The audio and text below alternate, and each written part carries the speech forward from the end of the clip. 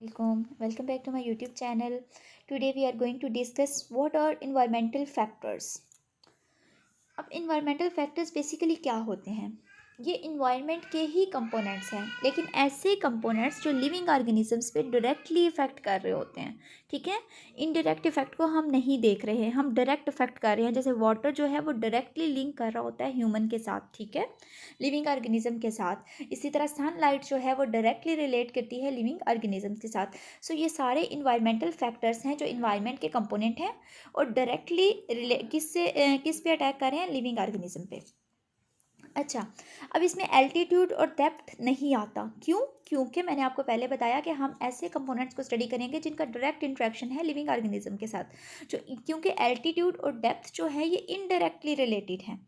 जैसे एल्टीट्यूड है वो एक्ट तब करता है as a result of temperature या एक्सपोजर टू सनलाइट या एटमॉस्फेरिक प्रेशर, लेकिन डायरेक्टली वो अटैक नहीं कर रहा होता, डायरेक्टली वो रिलेट नहीं कर रहा होता। सिमिलरली जो डेप्थ है वो भी डायरेक्टली रिलेट नहीं करती, बल्कि वो तब इफेक्ट करती है जब प्रेशर इंक्रीज होता है और लाइट जो है वो कम होती है।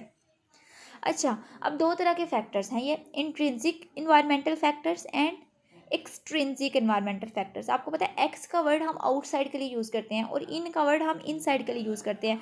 सो वो फैक्टर्स जो ऑपरेट करते हैं पॉपुलेशन पे फ्रॉम आउटसाइड, जैसे क्लाइमेट है, जैसे फूड है, जैसे डिजीज़ हैं, वो सारे एक्सट्रिंसिक फैक्टर्स होते हैं।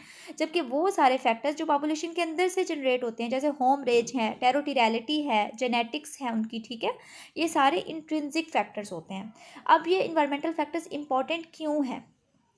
इसलिए इम्पॉर्टेंट है कि ये डिटरमाइन करते हैं किसी भी स्पीशीज़ की जियोग्राफिकल डिस्ट्रीब्यूशन को। अब जियोग्राफिकल डिस्ट्रीब्यूशन कैसे डिसाइड करेंगे?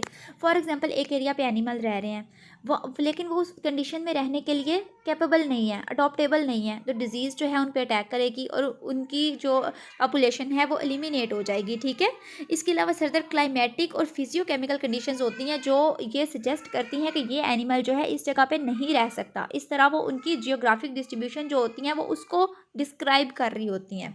फर्स्ट तो ये हो गया।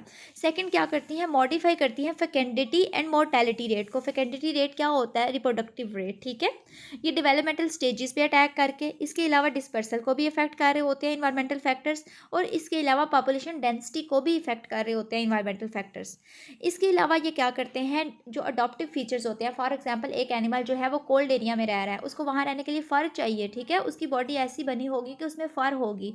ये सारे अडॉप्टिव फीचर्स जो होते हैं ना, इनको इन्वायरमेंटल फैक्टर्स इनकरेज करते हैं। ठीक है, इसके अलावा जो मेटाबॉलिक चेंजेस होती हैं उनको भी इनकरेज करते हैं कि एनिमल उन मेटाबॉलिक चेंजेस के अकॉर्डिंग अपने एरिया पे रह सके। जैसे डायपास है, हाइबरनेशन है, माइग्रेशन है, एस्टिवेशन है और फोटो पीरियडिक रिएक्शंस होते हैं। इन सब पे इन्वायरमेंटल फैक्टर्स का डायरेक्ट इफेक्ट होता है। ठीक है, जैसे डायपास होता है, क्या होता है डायपास? कि उनकी डेवलपमेंट जो है एक सर्टन स्टेज पे रुक जाती है, जब कंडीशंस फेवरेबल हो जाती हैं तो एनिमल जो है वो रिप्रोड्यूस कर लेते हैं। इसी तरह हाइबरनेशन में भी वो अपने बॉडी टेम्परेचर को कम कर लेते हैं, जैसे ही फेवरेबल कंडीशंस आती हैं तो दोबारा से वो अपनी नॉर्मल एक्टिविटी स्टार्ट कर देते हैं। सो इन्वायरमेंटल फैक्टर्स 3 वे से इंपॉर्टेंट है। क्यों? जियोग्राफिकल डिस्ट्रीब्यूशन को अफेक्ट करते हैं, इसके अलावा ये फेकेंडिटी और मोर्टेलिटी रेट को इफेक्ट करते हैं, और इसके अलावा जो अडॉप्टिव फीचर्स हैं, मेटाबॉलिक चेंजेस हैं, उन पे इनका बहुत गहरा असर है, वो इन सारी चेंजेस को इनकरेज करते हैं, बढ़ाते हैं।